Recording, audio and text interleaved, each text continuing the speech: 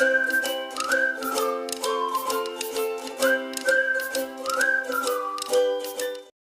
And welcome back students. इस video में हम लोग पढ़ेंगे कि कैसे प्लेन सरफेसेस से लाइट का रिफ्रैक्शन होता है। इसके अलावा रिफ्रैक्टिव इंडेक्स क्या होता है एंड रिफ्रैक्टिव इंडेक्स के और दूसरे टाइप्स हैं तो वो क्या क्या हैं। ये आपके सीजी बोर्ड क्लास 10 साइंस का चैप्टर 10 लाइट का थर्ड वीडियो है। इससे पहले के दो वीडियोस में हम लोग इसके सामने का पोर्शन ऑलरेडी कवर कर चुके हैं, तो अगर आपने वो वीडियोस नहीं देखे हैं तो उनका लिंक डिस्क्रिप्शन में है, आप वहाँ से चेक कर सकते हैं। Now let us start refraction of light from plane surface. हमारे डेली लाइफ में हम बहुत सारे एग्जांपल्स देखते हैं रिफ्रैक्शन के। So have you seen that the base of vessel filled with water seems to be upraised. Do you know why this happens. क्या होता है कि अगर कोई भी एक वेसल है जिसमें वाटर रखा हुआ है तो उसका जो बेस है वो आपको एक्चुअल में जहाँ है उससे थोड़ा अपलिफ्टेड दिखता है। अब इसका क्या रीज़न है। या फिर अगर हम लोग वाटर के जगह पे कोई दूसरा फ्लूइड वहाँ पे यूज़ कर लें, लाइक केरोसिन ऑयल हो गया या फिर टर्पेंटीन ऑयल हो गया, उस केस में भी आपको दिखेगा कि जो वेसल है उसका जो बेस है वो अप्रेस्ड हो गया। लेकिन अब यहाँ पे जो हाइट में डिफरेंस दिखेगा आपको, क्या वो सेम है जितना वाटर के केस में था। अब यहाँ पे हम लोग को डिफरेंट चेंजेस देखने के लिए मिल रहे हैं। ठीक है, जो वेसल था, मान लो ये वेसल है, अभी वो एम्प्टी है तो उसका बेस यहाँ पे है। आप इसमें वाटर फिल किए तो बेस आपको समहाउ यहाँ दिखेगा। अगर हम लोग उसमें केरोसिन ऑयल फिल किए हैं तो बेस का पोजीशन ज़रूरी नहीं है कि इतना ही हो, इसके नीचे या इसके ऊपर भी हो सकता है। सेम वैसे ही टर्पेंटाइन ऑयल के केस में भी होगा। दैट मीन्स हम लोग अगर कोई भी लिक्विड अगर वेसल में पुट करते हैं तब उस केस में उस वेसल का जो बेस है वो अप्रेस हो जाता है, लेकिन हर बार सेम नहीं होता है, कभी ज़्यादा कभी कम भी होता है। अब सेम वैसे ही और दूसरा एग्जांपल देख सकते हैं कि अगर हम लोग एक वेसल है उसमें वाटर फिल किए हैं, अब उसमें हम लोग पेंसिल या फिर स्पून इंसर्ट करेंगे तो हम लोग को वो पेंसिल या स्पून जो है वो भी बेंड हुआ हुआ नज़र आएगा। जैसे आपका पेंसिल स्ट्रेट था लेकिन वाटर में जाने के बाद वो वहाँ पे बेंड हो गया। तो इसके लिए हम लोग एक एक्टिविटी कर सकते हैं। एक्टिविटी 2 दिया है, put a bowl on the table. एक टेबल पे आपको एक बाउल रखना है एंड उसमें आपको कॉइन डाल देना है। कॉइन डालने के बाद आपके फ्रेंड को बोलना है कि उस टेबल के साइड में खड़े होने के लिए और वहाँ से उस बाउल में रखा हुआ जो कॉइन है उसको देखने के लिए कि उसको वो कॉइन दिख रहा है कि नहीं। एंड उसके बाद आपको क्या करना है, अपने फ्रेंड को बोलना है कि वो जैसे मान लो कि यहाँ खड़ा था और उसको वो कॉइन नज़र आ रहा था, आपको उसको बोलना है कि तुम धीरे धीरे पीछे जाना तब तक जब ऐसा लगे कि अब वो कॉइन जो है वो दिखना बंद हो गया, अब डिसअपियर हो गया उससे। अब आपको क्या करना है कि वाटर लेना है एंड इस वेसल में वो वाटर आपको डाल देना है उस बाउल में। जैसे आप वाटर डालेंगे ना, उसके कुछ टाइम के बाद आपके फ्रेंड को वापस से वो कॉइन नज़र आने लगेगा, हालांकि वो उसी जगह पे खड़ा है जहाँ पे वो पहले खड़ा था। अब ये क्यों होता है। ये दिया है आपका वह एक्टिविटी, ठीक है। ये आपका फ्रेंड जो देख रहा था, जब ये एम्प्टी था तो कॉइन यहाँ पे था, जैसे जैसे वो दूर गया तो उसको कॉइन दिखना बंद हो गया एंड उसके बाद जब आप उसमें वाटर फिल किए हैं तो अब ये कॉइन जो यहाँ था ना पहले, तो यहाँ से वो अप्रेस होकर के यहाँ आ गया है, तो अब वो जिस भी जगह पे खड़ा है वहाँ से उसको वापस से ये कॉइन दिखने लग गया। तो इसी चीज़ को हम लोग यहाँ पे बोलते हैं रिफ्रैक्शन। अब ये कैसे हो रहा है तो उस फिनोमिना को हम लोग समझते हैं। जब भी रे ऑफ लाइट जो है वो एक मीडियम से दूसरे मीडियम में जाता है तो वो हमेशा अपना जो पाथ है वो चेंज कर लेता है। नॉर्मल केस में हम लोग देखते हैं कि जो रे ऑफ लाइट है वो स्ट्रेट लाइन के फॉर्म में पास होता है, लेकिन जब वो मीडियम चेंज किया है तो वो जो लाइट है वो बेंड हो जाता है। अब ये जो बेंडिंग है, क्योंकि हम लोग रिफ्लेक्शन पढ़ कर आए हैं ना, तो हम लोग अगर कोई भी सरफेस लिए हैं तो वहाँ से एक नॉर्मल ड्रॉ करते हैं ना, तो ये जो लाइट अभी हम लोग दिए हैं जो इंसिडेंट रे था, ये यहाँ से देखो फर्स्ट मीडियम में अगर वापस से वो यहाँ वापस आ जा रहा है तब हम लोग इसको रिफ्लेक्शन बोलते हैं। लेकिन अगर ये जो है वो इस मीडियम के बाउंड्री को ब्रेक करके नेक्स्ट मीडियम में चला जा रहा है तब उस प्रोसेस को हम लोग रिफ्रैक्शन बोलते हैं। लेकिन जब ये जाता है तो यहाँ पे चेंज क्या आ जाता है इसमें, कि जैसे ये आया था सेम उसी में नहीं जाएगा। ये जो नॉर्मल हम लोग ड्रॉ किए हैं ना, या तो वो उस नॉर्मल के टूवर्ड्स बेंड हो जाएगा, या उस नॉर्मल से, जैसे यहाँ पे क्या हुआ, यहाँ होना था ना, तो वो उसके तरफ बेंड हुआ है, नॉर्मल के तरफ, या फिर इस नॉर्मल से वो दूर बेंड हो सकता है, यानी कि दूसरे तरफ बेंड हो जाए। ये दो कंडीशन है लाइट का। तो वो या तो नॉर्मल की तरफ बेंड होगा या नॉर्मल से दूर बेंड होगा, लेकिन बेंड हो जाएगा और वो पास हो जाएगा एक मीडियम से दूसरे मीडियम की तरफ। इसी प्रोसेस को हम लोग रिफ्रैक्शन बोलते हैं। नाउ अब ये जो बेंडिंग है इस लाइट का, वो किस तरफ हो रहा है, या तो वो नॉर्मल के तरफ हो रहा है या नॉर्मल से दूर हो रहा है। इस कंडीशन को हम लोग स्टडी करेंगे कि इसके क्या सारे कॉजेस होते हैं। जैसे फर्स्ट थिंग दिया है यहाँ पे, टर्म यूज़ कर रहा है रेयर मीडियम और डेंसर मीडियम। अब यहाँ पे रेयरर और डेंसर का मतलब है इनकी ऑप्टिकल डेंसिटी से, ना कि इनके मास से। ठीक है। डेंसिटी टू टाइप से हम लोग लेते हैं, एक तो इनका मास डेंसिटी होगा और एक इनका ऑप्टिकल डेंसिटी होगा। तो फिलहाल यहाँ पे ऑप्टिकल डेंसिटी की बात हो रही है। तो जो लाइट रेस हैं जब वो पर्टिकुलर एंगल से किसी सरफेस के किसी मीडियम के सरफेस पे बढ़ते हैं ना, तो वो बेंड हो जाते हैं या तो नॉर्मल की तरफ या नॉर्मल से अवे। लेकिन अगर वो नॉर्मल पे ही पड़ रहा है, जैसे ये लाइट ऐसे स्ट्रेट पड़ेगा ना, तो वो बिना बेंड हुए चला जाएगा, जैसा रिफ्लेक्शन के केस में हो रहा था सेम वैसे ही। तो जब लाइट रे जो है वो यहाँ पे हम लोग डेंसर और रेयर मीडियम दोनों ले रहे हैं, तब उससे समझते हैं जब एक रेयर मीडियम से डेंसर मीडियम की तरफ कोई लाइट जा रहा है तो क्या होगा, वो हमेशा नॉर्मल के साइड बेंड हो जाएगा। ये नॉर्मल था तो ये लाइट ऐसे जाना चाहिए था स्ट्रेट, बट वो नॉर्मल की तरफ बेंड हो जा रहा है। किस केस में? रेयरर से डेंसर में आने में। और वही सेकंड केस देखो, जब हम लोग डेंसर से रेयरर में जा रहे हैं, डेंसर मीडियम जैसे एग्जाम्पल भी ले लो, डेंसर मीडियम में यहाँ पे लिया है वाटर और रेयरर में लिया है एयर को। अब ये डेंसर मीडियम में था, नॉर्मली इसको ऐसे ही जाना चाहिए था, लेकिन अब ये देखो ये नॉर्मल लाइन है, इससे वो दूर चला गया है और इस तरफ से वो पास हो रहा है। तो जब वो डेंसर से रेयरर में आ रहा है then it bends away from the normal. अब इसका क्या रीज़न है कि बेंड तो हो रहा है, वो चीज़ हम लोग देख लिए कि कहाँ से कहाँ आने में वो किस तरफ बेंड होता है, लेकिन अब रीज़न क्या है? तो जो लाइट होता है ना, हर रे ऑफ लाइट का अपना वेलोसिटी होता है डिफरेंट मीडियम्स में। लाइक एयर में वो एक पर्टिकुलर स्पीड से ट्रैवल कर रहा था, जब वो एयर से वाटर में आया तो उसका स्पीड जो है वो कम हो जाएगा। जब भी वो रेयरर से डेंसर मीडियम की तरफ आता है तो उसका स्पीड कम हो जाता है। अब इसको आप कैसे समझ सकते हो कि एक खाली रोड था, आप उस पे भाग रहे थे, और अब एक बिजी रोड है, आप उस पे भाग रहे हो। अब दोनों केसेस में आपको क्या होगा कि खाली वाले रोड में आप स्पीड से भाग पाओगे। तो रेयरर मीडियम को आप खाली रोड समझो, और जो डेंसर मीडियम है वो आपका भरा हुआ एरिया जहाँ पे क्राउड है। तो अब क्राउड में आपको पास होने में क्या होगा कि आपका स्पीड जो है वो ऑटोमेटिकली कम हो जाएगा। तो रेयरर मीडियम में जो भी रे ऑफ लाइट था उसका स्पीड जो है वो फास्ट था, और डेंसर मीडियम में आके उसका स्पीड कम हो गया। स्पीड कम हो गया तो वो अब स्लो जा रहा है, ठीक है, नॉर्मल के टूवर्ड्स वो बेंड हो जा रहा है। और वहीं पे देखो कि जब वो डेंसर मीडियम में था, यानी कि जहाँ बहुत भीड़ था उस जगह पे था, और वहाँ से वो आया है रेयर मीडियम में, अब उसको खाली रोड मिला है, तो अब उसका स्पीड क्या होगा? इंक्रीज हो जाएगा। और स्पीड इंक्रीज होने से अब वो नॉर्मल से दूर हो गया है, वो away from the normal, and ऐसे करके वो यहाँ से चला जाता है। अब यहाँ पे हम लोग एंगल ऑफ इंसिडेंस को डिफाइन करेंगे, the angle between the incident ray and normal. यानी कि ये नॉर्मल है ना आपका, तो ये इंसिडेंट रे और नॉर्मल के बीच का जो एंगल है वो इंसिडेंट एंगल हो जाएगा। एंड वैसे ही रिफ्रैक्टेड रे और नॉर्मल के बीच का ये जो एंगल है वो एंगल ऑफ रिफ्रैक्शन हो जाएगा। अब इस केस में फिर हम लोग जैसे पहले पढ़े हैं ना, लॉस पढ़े हैं रिफ्लेक्शन के लिए, वैसे ही रिफ्रैक्शन के भी होते हैं। तो वहाँ पे भी आप सेम थिंग पढ़ोगे कि एंगल ऑफ इंसिडेंस और एंगल ऑफ रिफ्रैक्शन जो होगा वो यहाँ पे क्या होगा? सेम? बिल्कुल भी नहीं, क्योंकि हम लोग देख रहे हैं रिफ्रैक्शन ऑफ लाइट, एंड इसमें जो इंसिडेंट और रिफ्रैक्टेड रे है वो अवे और टूवर्ड्स द नॉर्मल बेंड हो रहा है, जिसके वजह से एंगल में यहाँ पे आपको चेंजेस देखने के लिए मिलेंगे। अब वो पढ़ने से पहले हम लोग को पढ़ना है रिफ्रैक्टिव इंडेक्स। ये एक न्यू टर्म आता है यहाँ पे, और ये इंपॉर्टेंट टर्म है। रिफ्रैक्टिव इंडेक्स से रिलेटेड क्वेश्चंस जो है वो आपके एग्जाम्स में आते हैं। तो रिफ्रैक्टिव इंडेक्स का यहाँ पे मतलब है, देखो एब्सोल्यूट और इनको रिलेटिव दो फॉर्म्स में पढ़ना है रिफ्रैक्टिव इंडेक्स को भी। एक एब्सोल्यूट रिफ्रैक्टिव इंडेक्स है और एक रिलेटिव रिफ्रैक्टिव इंडेक्स है, तो दोनों पढ़ेंगे यहाँ पे। फिलहाल देखो कि जो स्पीड ऑफ लाइट है वो डिफरेंट मीडियम्स में डिफरेंट होता है, ये चीज़ हम लोग अभी स्टडी करके आए। तो वैक्यूम में जो लाइट का स्पीड है वो होता है 3 × 10⁸ मीटर पर सेकेंड। इसको एकदम अच्छे से याद कर लो। वैक्यूम में जो लाइट का स्पीड है वो इतना है, 3 × 10⁸ मीटर पर सेकेंड, जो कि बाकी किसी भी मीडियम के कंपैरिजन में ग्रेटर होता है, ठीक है। अब चाहे वो वैक्यूम से एयर में जाए, ग्लास में जाए, वाटर में जाए, किसी भी चीज़ में जाए, लेकिन अब उसका स्पीड ऑफ लाइट जो है वो 3 × 10⁸ मीटर पर सेकेंड से तो कम ही होगा। अब ये जो कम या ज़्यादा आ रहा है, इसी के ही रेशियो को हम लोग रिफ्रैक्टिव इंडेक्स बोलते हैं। जैसे कि हम लोग स्पीड ऑफ लाइट जो मीडियम में है उसको v से डिनोट करें, और जो वैक्यूम में है उसको c से डिनोट करें, तो जो रेशियो निकलेगा इन दोनों का उसको हम लोग बोलेंगे absolute refractive index of that medium. यानी कि अगर हम लोग वैक्यूम और ग्लास के बीच का निकाल रहे हैं तो वो हो जाएगा वैक्यूम एंड मतलब ग्लास का रिफ्रैक्टिव इंडेक्स, और अगर हम लोग वैक्यूम और एयर के बीच में निकाल रहे हैं तो वो हो जाएगा एयर का रिफ्रैक्टिव इंडेक्स।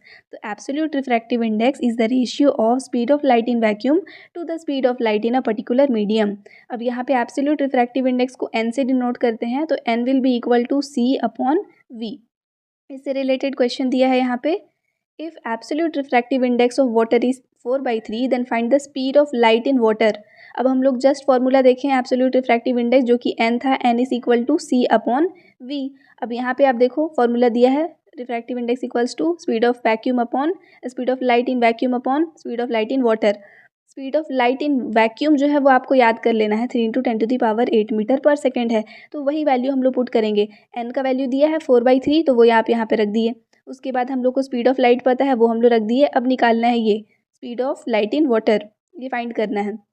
अब क्रॉस मल्टीप्लाई होगा, 4 और v मल्टीप्लाई हो जाएगा, और 3 और ये 3 × 10⁸ जो है वो मल्टीप्लाई हो जाएगा।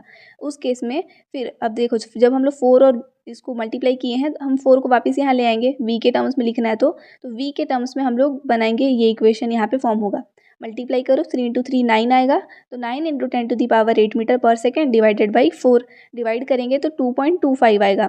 यानी कि जो वाटर है उसमें जो लाइट का स्पीड होता है वो होता है 2.25 × 10⁸ मीटर पर सेकेंड। ये वैल्यू आपको याद नहीं करना है, आपको सिर्फ याद करना है यहाँ पे वैक्यूम वाला वैल्यू, जिसको कि आपको एकदम याद कर ही लेना है, बिल्कुल भी मिस नहीं करना उस चीज़ को।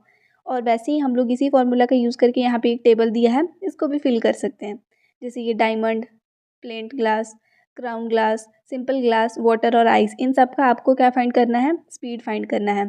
तो उसके लिए हम लोग को फॉर्मूला पता है, absolute refractive index equals to speed of light in vacuum upon speed of light in medium. तो यहाँ पे आपको मीडियम में जो भी उसका स्पीड है वो फाइंड करना है। हम लोग को ये वाला वैल्यू पता है c का, और उसके बाद हम लोग को n का वैल्यू जो है वो यहाँ पे गिवन है, रिफ्रैक्टिव इंडेक्स सबका यहाँ पे गिवन है।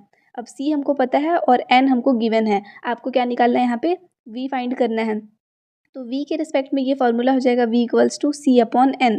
यानी कि हर केस में आपको क्या करना है, ये वैल्यू का बस ज़रूरत है यहाँ पे 3 × 10⁸ जो दिया हुआ है उसको डिवाइड करते जाना है हर बार।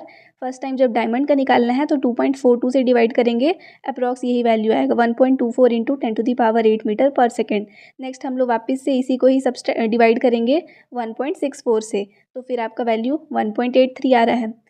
10⁸ तो है वो सब में ही रहेगा कॉमन, ठीक है। नेक्स्ट टाइम पे फिर आप इसी चीज़ को डिवाइड करोगे 1.52 से, देन आपका यहाँ पे वैल्यू आ जाएगा 1.97 × 10⁸। नेक्स्ट हम लोग फिर इसको डिवाइड करेंगे 1.50 से। अब आप देखना है ये वाला तो सिंपल भी है, 1.5 दिया है तो इसके टेबल में ये तो 2 टाइम्स में आएगा, तो यहाँ पे हो जाएगा आपका 2 × 10⁸ मीटर पर सेकेंड। नेक्स्ट वैल्यू दिया है, जब हम लोग को डिवाइड करना है 1.33 से, जब इसे डिवाइड करोगे तो आंसर आएगा आपका 2.25 × 10⁸ मीटर पर सेकेंड। एंड लास्ट वाला आप खुद करना, क्या करना है आपको, 3 × 10⁸ को इससे डिवाइड करना है। नेक्स्ट आते हैं हम लोग अब रिलेटिव रिफ्रैक्टिव इंडेक्स में। एब्सोल्यूट आई होप आप समझ गए होंगे। अब रिलेटिव में क्या है, हम लोग को रेशियो देखना है speed of light in first medium to the speed of light in second medium. पहले वाले में क्या किए थे, speed of light in vacuum to the speed of light in medium. अब यहाँ पे first medium to second medium, जहाँ पे 2 जो है वो सेकेंड मीडियम को डिनोट करता है और 1 जो है वो फर्स्ट मीडियम को डिनोट करता है। तो जब हम लोग निकाल रहे हैं दैट मीन सिंपली यहाँ पे क्या हो रहा है, हम लोग को दोनों टर्म में v ही यूज़ करना है, c का यहाँ पे यूज़ नहीं करना है। अब जैसे हम लोग इसको फाइंड करेंगे, डिफरेंट मीडियम्स के लिए फाइंड कर सकते हैं, देखो, और दूसरे फॉर्म में भी इसको डिनोट कर सकते हैं। हम लोग क्या लिखे, ऊपर वाले के लिए लिखे हैं हम लोग v1 और नीचे वाले के लिए लिखे हैं v2। हम लोग को निकालना है n, तो हम लोग को पता है ना ये जो v1 है वो क्या हो सकता है, v1/c, और वैसे ही ये v2 जो है वो हो सकता है v2/c। तो उसी चीज़ को यहाँ पे पुट किया है। देन क्या होगा, यहाँ पे आपको पता है ना कि हम लोग जो v1/c लिख रहे हैं तो वो किसके इक्वल हो जाएगा, n1 के, और वैसे ही v2/c जो है वो इक्वल हो जाएगा n2 के।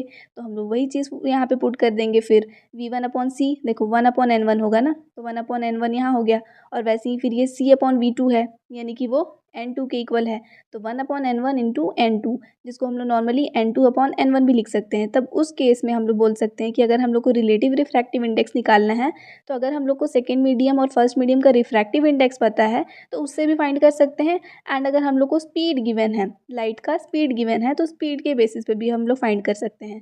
यानी कि रिलेटिव रिफ्रैक्टिव इंडेक्स निकालने के लिए स्पीड या फिर रिफ्रैक्टिव इंडेक्स, दोनों में से जो भी वैल्यू दिया होगा उसके अकॉर्डिंग हम लोग क्वेश्चंस को सॉल्व कर सकते हैं। अब इससे रिलेटेड क्वेश्चंस भी आते हैं, आपका दिया है यहाँ पे जैसे refractive index of water is 1.33 और वैसे ही ग्लास का दिया है 1.5। हम लोग को फाइंड करना है ग्लास का विथ रिस्पेक्ट टू वाटर।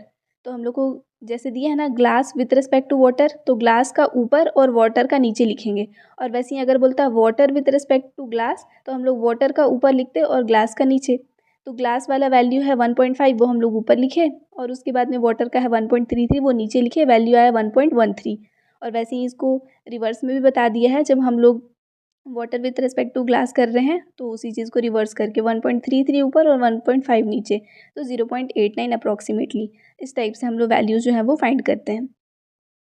एक रिमार्क भी दिया हुआ है यहाँ पे, इस चीज़ को आपको याद रखना है कि जो एब्सोल्यूट रिफ्रैक्टिव इंडेक्स होता है ना किसी भी मीडियम का, वो हमेशा 1 से तो बड़ा ही होगा, क्योंकि जो स्पीड ऑफ लाइट होता है वैक्यूम में वो हमेशा बाकी किसी भी स्पीड, हम लोग लाइट का किसी भी मीडियम में स्पीड देखेंगे उससे ग्रेटर ही होता है। और जो रिफ्रैक्टिव इंडेक्स होता है एयर का वो है 1.003, जो कि बहुत ही इसके इक्वल ही है ना, ऑलमोस्ट 1 के, इसलिए हम लोग उसको सिंप्लिसिटी के लिए 1 कंसिडर करते हैं। तो आपको याद करना है कि जो एयर है उसका रिफ्रैक्टिव इंडेक्स 1 होता है। नेक्स्ट अब यहाँ पे दिया हुआ है रिफ्रैक्शन रूल्स, क्या क्या रूल्स हैं रिफ्रैक्शन के। अब इसके लिए हम लोग को करना क्या है, एक एक्सपेरिमेंट दिया है to determine the relation between angle of incidence and angle of refraction. ये हमारा एक्सपेरिमेंट है। मटेरियल क्या क्या चाहिए, तो आपको ड्राइंग बोर्ड चाहिए, वाइट कार्ड शीट चाहिए, ड्राइंग पिन्स चाहिए और नॉर्मल पिन्स भी ले सकते हैं, एंड रेगुलर ग्लास स्लैब चाहिए, पेंसिल, स्केल और प्रोटेक्टर। इसके बाद जो भी प्रोसीजर है एंड जो एक्सपेरिमेंट है वो मैं आपको फिगर के थ्रू एक्सप्लेन करती हूँ। यहाँ पे ये फिगर दिया हुआ है, इसको आप ध्यान से देखो। ये वाला जो एक्सपेरिमेंट है वो आपको आपके साइंस प्रैक्टिकल्स में भी कराए जाएंगे, तो आप यहाँ से इसको क्लियरली समझ कर भी जा सकते हो। आपको क्या करना है, सबसे पहले एक वाइट शीट लेना है पेपर का एंड उसके ऊपर ग्लास स्लैब को रखना है, और ग्लास स्लैब का जो बाउंड्री है ना उसको ऐसे ड्रॉ कर देना है। स्लैब को रखे और उसका बाउंड्री ड्रॉ करना है और उसको ABCD यहाँ पे नोट कर देना है।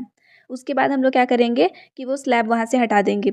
स्लैब हटाने के बाद में आप 90 डिग्री के एंगल पे एक नॉर्मल ड्रॉ करोगे उस स्लैब से, एंड उसके बाद आप कोई भी एक पर्टिकुलर एंगल बनाना इस नॉर्मल से। ये जो एंगल ऑफ आपका इंसिडेंस रहेगा, तो कोई भी एंगल जितना आप चाहो, जैसे 30 डिग्री, 45 डिग्री, 60 डिग्री, 90 डिग्री, जो आपका मन करे उतना आप एंगल बनाना और एक लाइन बना देना। लाइन बनाने के बाद इस लाइन में आपको 2 पिन्स लगाने हैं, जो कि यहाँ पे E और F से यहाँ पे रिप्रेजेंट किया है। तो 2 पिन आपको लगा देना है एक पर्टिकुलर डिस्टेंस पे। वो डिस्टेंस भी आपकी मर्जी पे है, कितना भी डिस्टेंस आप रख सकते हो, लेकिन बहुत ज़्यादा भी नहीं रखना। इसके बाद आपको क्या करना है कि वापस से यहाँ पे ग्लास स्लैब को पुट करना है, एंड अपोजिट साइड से देखते हुए आपको इस जो पिन आप लगाए ना इसका इमेज आपको यहाँ जहाँ कहीं भी दिख रहा होगा वहाँ पे दूसरे पिन्स को लगा देना है। जैसे कि यहाँ E और F के लिए G और H जो है वो यहाँ पे इमेज बना था एंड वहाँ वहाँ आप पिन लगा दिए। अब फिर से आप ग्लास स्लैब को हटाओगे और क्या करोगे कि ये जो पॉइंट्स आप लिए थे इनका जो इमेज यहाँ फॉर्म हुआ है, अब उसके लिए आप उन पॉइंट्स को भी क्या करोगे, यहाँ ला करके इससे मैच कर दोगे कि इसके पास तो एक नॉर्मल यहाँ भी ड्रॉ करेंगे ना, उस नॉर्मल में ला करके इसको मर्ज कर दोगे। अब यहाँ आप मर्ज किए और दूसरा चीज़ इस नॉर्मल से इसको मर्ज किए थे। ये जो 2 पॉइंट्स आपको निकल के आ रहे हैं, इन 2 पॉइंट्स को फिर आपको एक स्ट्रेट लाइन से ऐसे मर्ज कर देना है। देन आपको दिखेगा कि एक पर्टिकुलर पैटर्न जो है वो यहाँ पे पूरा क्लियरली जो है वो ड्रॉ हो गया है। अब इसमें आपको ये ध्यान रखना है कि ये जो आप सबसे फर्स्ट में जहाँ पिन आप डाले थे ये आपका इंसिडेंट रे हुआ, इससे यहाँ से ये जो बेंड होकर के इधर आ रहा है ना ये आपका रिफ्रैक्टेड रे होगा, एंड वापस से ये जो दूसरे मीडियम पे आने पे ये जो डाइवर्जन दिखा है वो इसका एमर्जेंट रे होता है। तो इसमें ये एंगल आपका इंसिडेंट एंगल, ये आपका रिफ्रैक्शन हो जाएगा, एंगल ऑफ रिफ्रैक्शन, जो कि ये दोनों इक्वल रहेगा, एंड नेक्स्ट ये आपका एमर्जेंट एंगल होगा। ये सारे एंगल जो हैं उनमें आपको दिखेगा क्या कि ये और ये एंगल सिमिलर होगा, वैसे ही आपको दिखेगा, सॉरी ये दोनों एंगल डिफरेंट होगा क्योंकि ये रिफ्रैक्टेड रे है। जब हम लोग ये जो सरफेस लिए हैं इस सरफेस से ये जो आप बनाए थे वो ग्लास स्लैब में आ जा रहा था ना लाइट, तो यहाँ आपका एयर से ग्लास स्लैब में गया है तो टूवर्ड्स द नॉर्मल बेंड होगा, क्योंकि ग्लास जो है वो डेंसर मीडियम है। देन अब ये जो रे है अब वो सेकेंड वाले मीडियम के लिए वो इंसिडेंट रे का काम करेगा, तो इसलिए जब अब ये इंसिडेंट रे डेंसर मीडियम से रेयरर में जा रहा है तो फिर away from the normal bend हो जाएगा, एंड फिर एक पर्टिकुलर एंगल यहाँ पे भी फॉर्म होगा। तो इस वाले रिएक्शन, ये वाला जो है वो रिलेशन आपको दिखा रहा है कि जो एंगल ऑफ इंसिडेंस है और एंगल ऑफ रिफ्रैक्शन है वो कितना कितना है, आप यहाँ पे फिर मेजर कर सकते हो पर्टिकुलर सब के लिए। जैसे अगर आप फर्स्ट केस में यहाँ 30 डिग्री लिए थे तो ये कितना फॉर्म हुआ, फिर ये जो भी फॉर्म हुआ होगा वो नेक्स्ट वाले के लिए सेम वही वैल्यू जो है वो एंगल ऑफ इंसिडेंस होगा। देन उससे नेक्स्ट कितना रिफ्रैक्शन यहाँ पे फॉर्म हुआ, फिर वही चीज़ आप मान लो यहाँ पे 60 से या 45 से या 90 डिग्री से जितना भी चाहो वैसे करके आप फाइंड कर सकते हो हर केस में कि एंगल ऑफ रिफ्रैक्शन का वैल्यू कितना आ रहा है। तो यहाँ तक कंप्लीट हुआ स्टूडेंट्स आपका रिफ्रैक्शन वाला पोर्शन, जो कि हम लोग प्लेन मिरर से देख रहे थे। नेक्स्ट हम लोग पढ़ेंगे refraction of light through prism, जो कि हम लोग नेक्स्ट वीडियो में कवर करेंगे। आई होप यहाँ तक आपको ये जो वीडियो है वो समझ में आया, ये लेसन का एक्सप्लेनेशन आपको समझ में आया। नेक्स्ट वाला वीडियो फिलहाल आपको स्क्रीन पे डिस्प्ले हो रहा होगा, आप यहाँ पे क्लिक करके देख सकते हो। Thanks for watching and please to subscribe if you are new to our channel.